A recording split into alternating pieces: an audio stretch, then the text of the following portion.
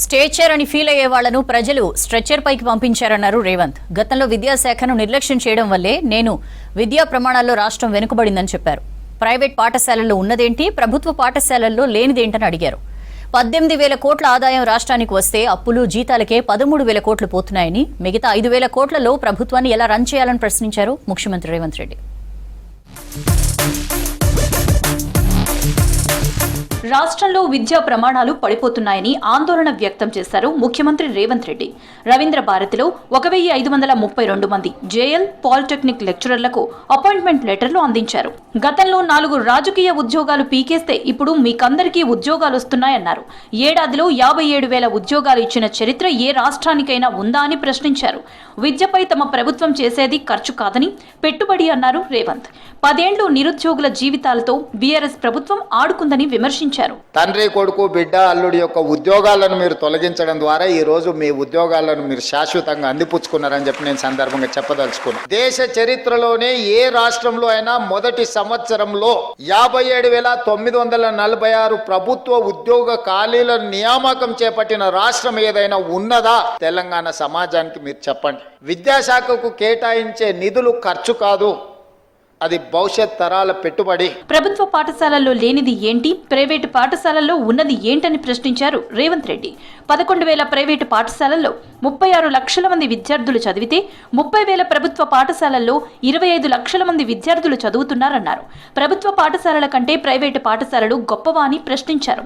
Private పాఠశాలల్లో ఒక్కో విద్యార్థికి 25,000 ఖర్చు అవుతుంటే ప్రభుత్వ బడుల్లో ఒక్కో విద్యార్థిపై 1,00,000 వరకు సర్కార్ ఖర్చు చేస్తోందని చెప్పారు. 30,000 పాఠశాలల్లో 25,50,000 మంది విద్యార్థులు ఉంటే 11,800 ప్రైవేటు పాఠశాలల్లో 36,87,000 మంది విద్యార్థులు చదువుకుంటున్నారు. అంటే మనకంటే ప్రైవేటు పాఠశాలలు గొప్పవా? ప్రైవేటు స్కూళ్లలో చదువుకునే విద్యార్థుల మీద పెడుతున్న ఖర్చు 25-30 వేలు ఉంటే ప్రభుత్వంలో చదువుకుంటున్న స్కూళ్లలో 80,000 నుంచి 1,00,000 రూపాయల వరకు ఖర్చు అవుతున్న దాంట్లో ప్రధానమైన ఖర్చు అధ్యాపకుల యొక్క జీతభత్యాలు. ఇట్లాంటి పెట్టుబడి పెట్టి మనం ఫలితాలు సాధించుకోకపోతే I wanted to lead my state, I wanted to develop my state, I wanted to improve my infrastructure. ఈ ప్రభుత్వాన్ని కాపాడుకోవాల్సిన బాధ్యత నిరుద్యోగులు, ఉద్యోగులపైనే ఉందన్నారు ముఖ్యమంత్రి రేవంత్ రెడ్డి.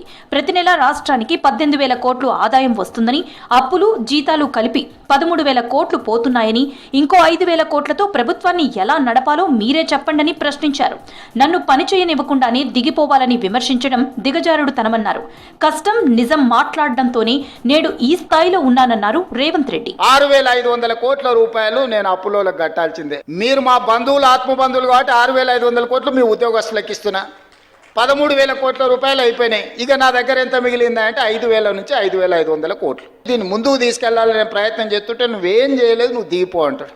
కష్టము నిజం మాట్లాడడం ఈ రెండే మీరు ఆశీర్వదించి ఇక్కడికిచ్చారు. ఇక్కడికి వచ్చిన తర్వాత అబద్ధాల ప్రాతిపదికన రాష్ట్రాన్ని నడపదలుచుకోలేదు మిత్రులారా. అంతకుముందు సిఎల్పి సమావేశంలో పాల్గొన్న సీఎం రేవంత్ రెడ్డి ప్రభుత్వ విప్, పార్టీ ఎమ్మెల్యేలకు క్లాస్ తీసుకున్నారు.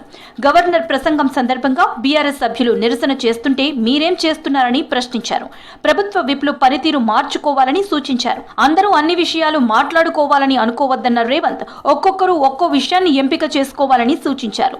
ఫ్లోర్ కోఆర్డినేషన్ పకడ్బందీగా అమలు చేయాలన్నారు రేవంత్. సభలో అనుసరించాల్సిన విధానంపై దిశానిర్దేశం చేశారు.